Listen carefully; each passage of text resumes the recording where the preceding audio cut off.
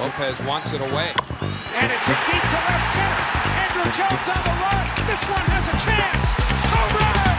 Mike Piazza and the Mets lead 3-2. Bartolo has done it! The impossible has happened! This is one of the great moments in the history of baseball. Ladies and gentlemen, Mets fans of all ages, here is your host, Nick Durst. Hello, Mets fans. Welcome back to another edition of Bleav in the Mets. I'm your host, Nick Durst. We'll be joined momentarily by a special guest, a long-time suffering Mets fan. But I just want to show everybody a happy holidays, a happy new year. And the Mets, their New Year's resolution should be to be competitive. They keep saying they're going to be competitive. They're going to be competitive. Well, now with the current roster, they're not going to be competitive. It's going to be really tough to be competitive. And this has just been probably, in my memory, just like a horrific calendar year, horrific 2023 for the New York Mets. So joining me now to break it all down. He's a Mets fan. He's been a Mets fan since the beginning. He is the legend himself, Lenny Melnick. Lenny, welcome to the show. Can you believe this 2023 that just happened for these New York Mets? It's the same as every other year. I mean, they threw in a couple of clinkers when they won a couple of games, but this Met team is typical of every Met team. And don't forget, look, I grew up in Queens, New York in the 50s, and we had the Dodgers and the Giants. So, you know, I'm a National League guy. Yeah. And when the Mets came New York, we went crazy. But I'll tell you what, since watching them play, I'm going crazy. Even in their first game, that set the stage. They lost 9-0 to St. Louis. To Pittsburgh, and then they finally, after 9 games, I'll never forget. After 9 games, I'm sitting and watching the game on TV, and the Mets beat the Pirates 9-1 behind Jay Hook. And I haven't been the same since then. But the Mets haven't been the same either. And this year, it's going to be awful. Absolutely. So we'll talk 2024. Let's talk about the calendar year that was 2023 first. Such high hopes early on. They get Justin Verlander. We thought they were going to get Carlos Correa, which I know he didn't have a good regular season, but Correa showed up in the playoffs like he always does for the Twins. You can't tell me the Mets couldn't have used him at third base over Brett Beatty batting .220, Escobar batting .180. They could have used Carlos Correa. They didn't look to improve the offensive at all. Same team offensively from the previous year. Vogelbach was back. Marte gets hurt. They just did not produce offensively. Fast forward to the trade deadline. They get rid of everybody in the fire sale. Robertson's gone in the rain delay. You get rid of Scherzer in the rain delay. Verlander's out the door. You get these prospects. And now you're in this offseason after the team collapses down the stretch. Yeah, in September, you're excited about Ronnie Mauricio. I know you in fantasy baseball, you were looking at Ronnie Mauricio in your dynasty leagues. He's out for the year with a torn ACL because he's playing in the Dominican Winter League for some reason. And you get to the offseason. And Lenny, let's talk about the first move in the David Stearns regime, which was firing Buck Showalter only to get Carlos Mendoza. What did you think about that whole thing there with the manager? I don't know. That's the answer. I don't know. Who's Mendoza? I mean, I know he won't go over the line, but he is Mendoza. I mean, Showalter, okay, nothing special. Look, to me, a manager job, number one job, is to create an atmosphere in the clubhouse and in the locker room, the atmosphere to win. That's what it is. They don't go up there with a bat and swing. They don't throw the ball. They have to create. This is not easy to do. And it's something that very few people realize. It's not the numbers, it's not pulling the pictures as much as creating an atmosphere to win, thinking that you can win, believing it, and going out and doing it. And to me, that's what a manager should do. So I don't know what Showalter, I don't know what Melendez. All I know is, in order to do what you're supposed to do, it would be nice if you had the players. And I don't believe that the Mets have the players this year. I mean, they have some. People underrate Francisco Lindor, who may be the best shortstop in baseball. But other than that, there's nothing going on. Marte was hurt. They got a bunch of guys that are, and they don't have any trade bait either. So not a lot of trade bait. So I don't think this is going to. I think it'll be a typical Mets year. The other thing about the Mets that scares me is not just is their team weak, in my opinion, but the Phillies, the Braves. These are two of the best teams in baseball in the same division. Absolutely. And then the Marlins pitching staff is better than the Mets pitching staff. Yes. So the Mets are closer to me to a last place team than a playoff team. I know they're preaching Right. we'll be competitive. We'll get in. We get 84 wins, go to the World Series, the Diamondbacks. I think they're closer to like the Nationals, so to say, battling for last place in the NL East. I don't see where this team is going to produce any offense outside of Pete Alonso, Francisco Lindor, Brandon Nimmo. They were middle of the pack to bottom of the league last year on offense, as far as runs scored. And I don't see that improving unless they make some roster changes. The pitching staff was atrocious last year for the most part. And now it's going to be even worse. They got Luis Severino here. He's supposed to be the savior. He had a 70 ERA last season. He's got Luis Severino starts in 7 years. Adrian Hauser was a good pickup in a trade. Okay, who is it? Jose Quintana. The more he pitched, the worse he got last year. So I don't see what the Mets are going to do. Tyler McGill, Joey Lucchesi. It's going to be tough for the Met fans this year. Well, we know Senga, he'll be sensational, but beyond that, there's question marks. And Hauser, the Mets are getting praised for getting Hauser and Taylor, two guys who are like depth pieces at best. But Hauser's going to be in the starting rotation. Mets fans need to wake up and realize that Adrian Hauser at his 4.3 or something ERA, he's going to be in the middle of the Mets rotation. That's not a winning formula to me, Lenny, this rotation. And Quintana could be their number 2 starter. He will be, yeah. He could be number 2, Hauser, Severino, and Tyler McGill. And look, anybody who follows baseball knows it's about how much of a losing team are they going to be. That's what it is. Well, what do you think about their offense? Do you think they're going to right now?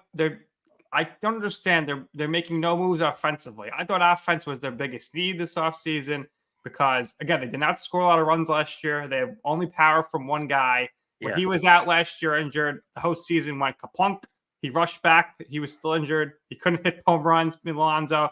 And now the offense is the same. I think, Lenny, it looks like David Stearns, he's maybe looking to not be competitive this year. He's looking to maybe take a step back, let the young players assess them, and get a good draft pick. Because the Mets this year, their draft pick, they lost 10 spots for next season because of the luxury tax. So if they're not in the top 6 record-wise, terrible, they're going to get bad draft picks moving forward.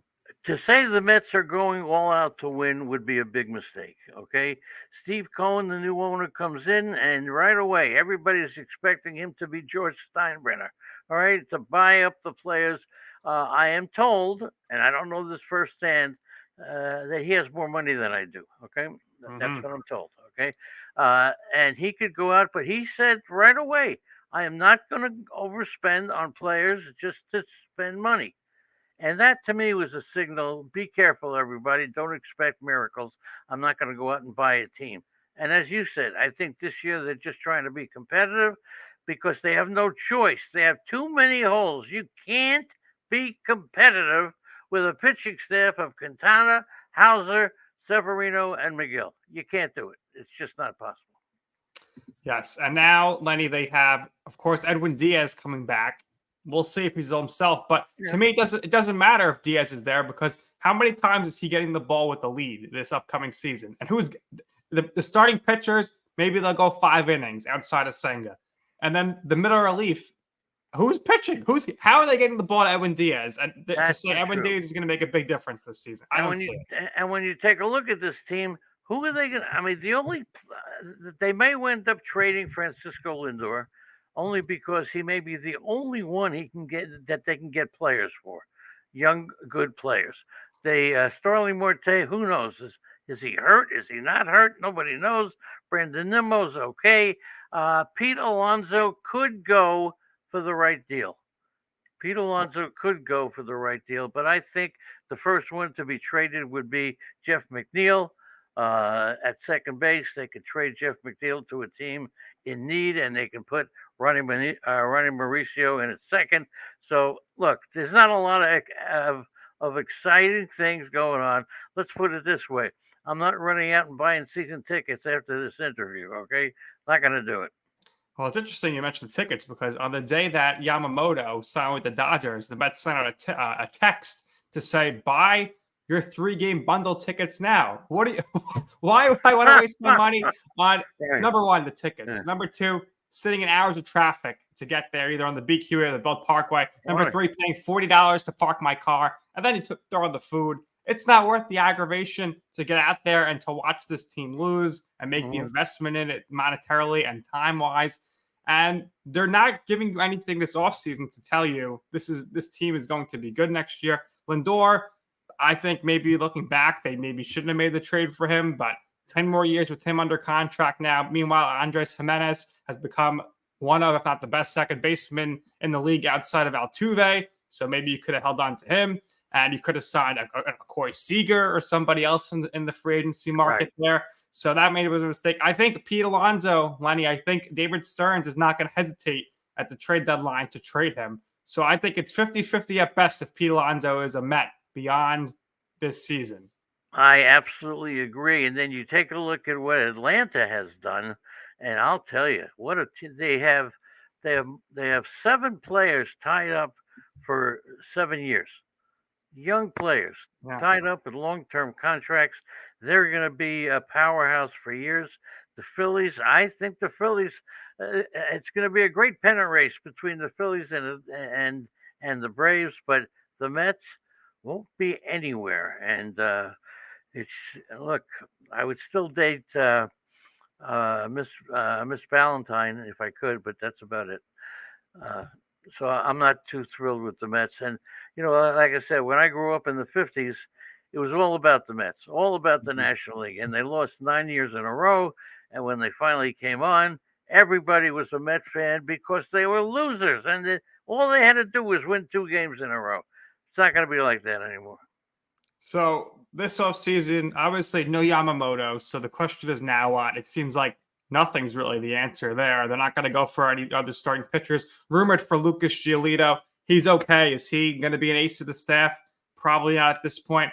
And I can't blame Yamamoto for going with the Dodgers because the Mets, they offer the same money. That's the Steve Cohen effect right there, which the Mets need to be careful with this because players, agents are going to drop the pricing on their players with Steve Cohen, getting him to play with Steven Matz previous offseason. But Yamamoto, he gets the same offer from the Dodgers and the Mets. Always wanted to be a Dodger. He didn't go back to the Mets for a final offer. And it's hard to deny him that because what could the Mets offer this upcoming season? We'll be competitive. We'll win 82 games. He wants to win now. The Mets need to go. They should have been playing this strategy of let's win now and win later. Let's build the farm system, but also try to win now because it's hard to get premium free agents to come to a team, regardless of the money, unless the team is going to actually be a winning team. Right. And then Mets have too many players and too many positions and too many roles that they have to fill. So let's face it, unless they get lucky, it ain't happening for a couple of years. Absolutely. I agree with you there. Lenny, obviously you're well known for doing fantasy baseball. Is there any players on the Mets, let's say, I guess we'll go with the minors, that you think can actually come up this season and potentially make an impact? I don't mean come up like Mark Vientos, bat 180, sit on the bench, pinch hit 3 times a week. Anybody you think on this Mets roster, either currently in the majors that hasn't gotten a big chance, or somebody in the minors that could actually make an impact offensively this season? Well, they have a couple of young players who they're counting on, but I it's hard to say because the players that they're counting on, in addition to Ronnie Mauricio, they've got let's see, they've got Acuna, Gilbert in the minors, Chet Williams. Chet Williams. He's a good-looking. He's not a big guy, but he's a sort of a minimum power guy with a lot of speed. And the phones are ringing, and who's calling? David Stearns is calling you, Lenny. He wants you to help. They still call Drew Gilbert, another same kind of outfielder. He's not big, so they don't even have in the farm system a big home run hitter that everybody's salivating over. They got some young guys, and I'm not. Williams, Drew Gilbert. He could be the first guy to get called up and play center field, but that's it. There's nothing here. these players I've named a lot of times, you know the names of the AAA players. You take a look at Jet Williams and Drew Gilbert, and the only one people may know is Ronald Acuna's brother. Okay, Yeah, who's on the team? Acuna. Ronald Acuna's brother, Luis Angel Acuna, and that's about the only one. And it's not because of his numbers; it's because of his name. So, look, there's nothing you're gonna ask me that I can give you a real positive answer on what's going to happen with the Mets. And I remember I used to go to the Met games at Shea Stadium, and the best part of the game, I'm just going to tell you this because it really was amazing.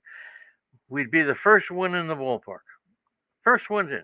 We'd run to right field. We'd stand there by the fence, by the gate, and my son, wearing a Met shirt, would call the Met players in the bullpen by their first name, and they would come over and give him a ball. Nice. Unbelievable, okay? And then when the visiting team came out, let's say it was Cincinnati, we'd run over to left field. He'd put a Cincinnati shirt on, and then he would call the Cincinnati Reds by their name. There was one time that we had 7 balls, and the game hadn't started yet, and he says to me, Dad, I just can't wait to get home and show Mom. And we did. We left before the first pitch. That may have been the best Met game I've ever been to. That's funny. So the Mets last year in free agency, they didn't go after Judge. This year, they didn't go after Ohtani. Is there any chance they actually do go after Juan Soto next year in free agency? I'm just guessing, but I don't see it. I don't see it. But this is the situation that Steve Cohen may say, forget about it. I'm going to spend it's hard to spend that kind of money on one player when the rest of the team is zero. Right? It's hard to do, but I could see Steve Cohen. If he's got the money I expect, he has a chance. But other than that, I haven't heard anything about what he's going to do, except he's not going to embarrass the other owners by using his money. And he's the new guy. How quickly is that going to end? Yeah, so Soto's probably going to get at least $400 million. Yeah. Pete Alonso, he's going to get close to at least $300 million. So if they're going to sign both of these guys for close to $1 billion, they're going to become the Dodgers and spend a lot of money. And if you have these two players, they're still far away from being good. There's too many holes. So the Mets I have no idea. As a Met fan, I'm not thinking about Soto. I'm not thinking about the future of Pete Alonso. What's going to happen in the first week of the season? Are the Mets going to be competitive, or are they going to be the 1960 Mets or 62 Mets?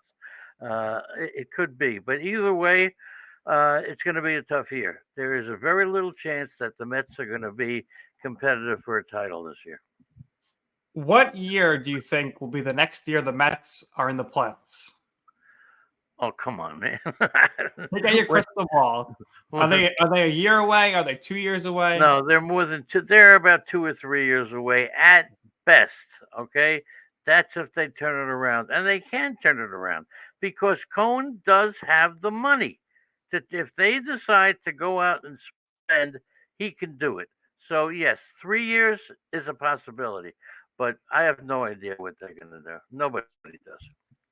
I'm with you. I think 3 years. I think it depends on who the next manager is of the team and where the roster is with these young guys at that point. That's right. The next manager. And I don't know. They made such a big deal over the manager. They fired Showalter. I mean, I don't know what they're doing. So it's pretty interesting to be a Met fan, but it's nothing new.